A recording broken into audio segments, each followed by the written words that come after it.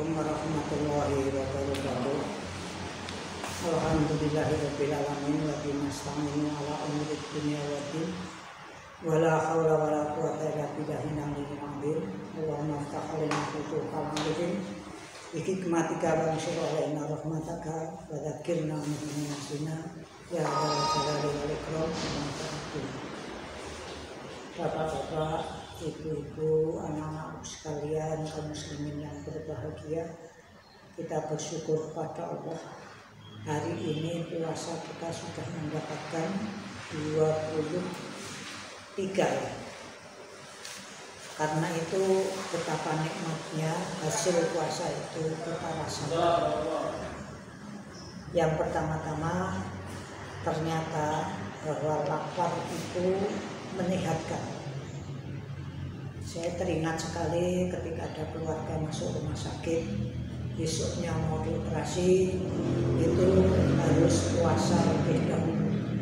Jadi pantaslah kalau Nabi kita Muhammad SAW pernah bersabda, sumu tasuhu, berpuasalah kamu sekarang, niscaya akan sehat.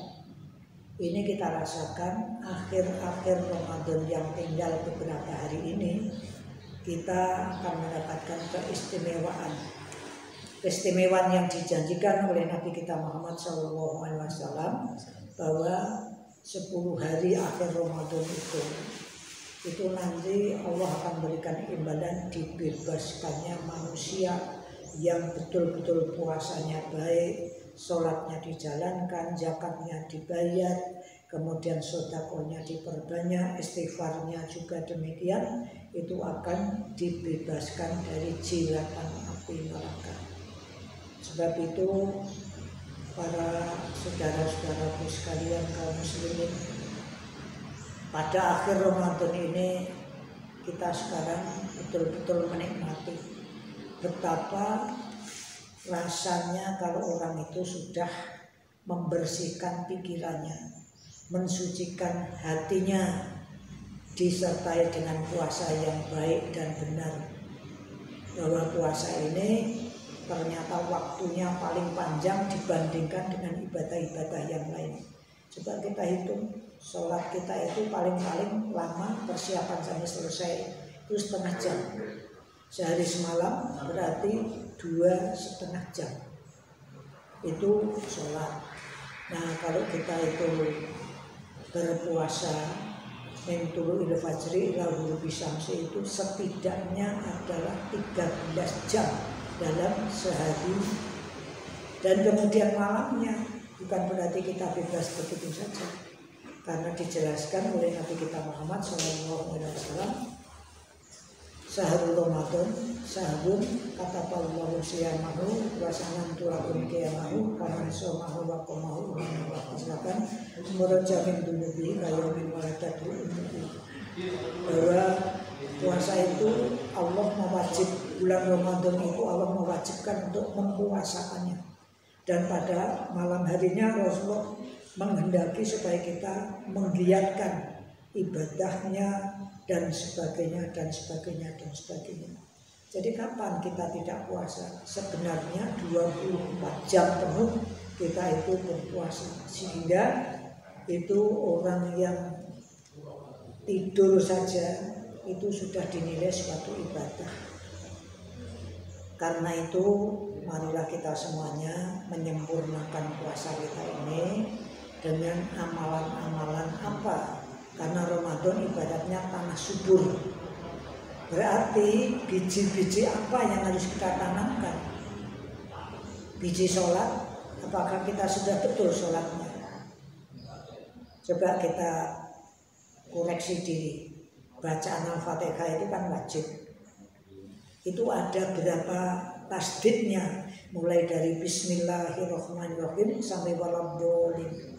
Kalau saya hitungkan itu Bismillahirrahmanirrahim, Alhamdulillahi Rabbil Alamin, Ar-Rahmanirrahim, Maliki Yaumiddin, Iyyaka na'budu wa iyyaka nasta'in, Ihdinas siratal mustaqim, siratal ladzina an'amta 'alaihim ghairil maghdubi 'alaihim waladdallin. Tanda tasdidnya dalam satu surat Al-Fatihah itu sudah ada 14, dan itu wajib dipahami oleh kita semuanya, sehingga nilainya daripada sholat itu nanti akan sempurna. Ibaratnya orang sekolah itu nilainya akan genap 100. Tapi kalau sampai nanti bacaan kita itu salah, ya berarti nilai yang kita dapatkan itu tidak bisa mendapatkan nilai sempurna. Jadi kaum muslimin yang berbahagia, mari kita berusaha di dalam bulan Ramadan ini lebih-lebih itu bacaan-bacaan di dalam sholat itu kita pahami maknanya, kita pahami apa yang ada di belakang gerakan kita. Karena gerakan sholat kan juga sudah jelas, ada 5. 1, berdiri tegak. Waktu takbiratul ihram pertama itu kita berdiri tegak, Allahu Akbar. Yang kedua gerakannya yaitu gerakan rukuk. Ibaratnya kita memberi hormat pada orang lain. Kemudian gerakan yang ketiga adalah sujud, menempatkan dahi yang paling terhormat di mana di dalamnya di situ ada akal, ada otak, disejajarkan dengan telapak kaki kita. Inilah yang paling hebat di dalam penghambaan seorang manusia kepada Tuhannya. Itu paling sulit untuk diganggu oleh setan. Ini gerakan yang ketiga.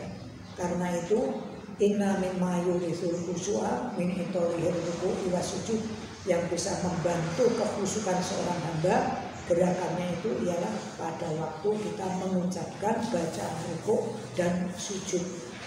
Apa yang dibaca oleh Rasulullah terakhir sejak turunnya surat An-Nasr itu ada fasabbih bihamdi rabbika wastaghfirhu, maka kemudian ucapan rukuk dan sujudnya Rasulullah sama, yaitu subhanakallahumma rabbana wa bihamdika Allahumma firli, dibaca sedapatnya itu 3 kali, pakai itu betul-betul dikhidmati.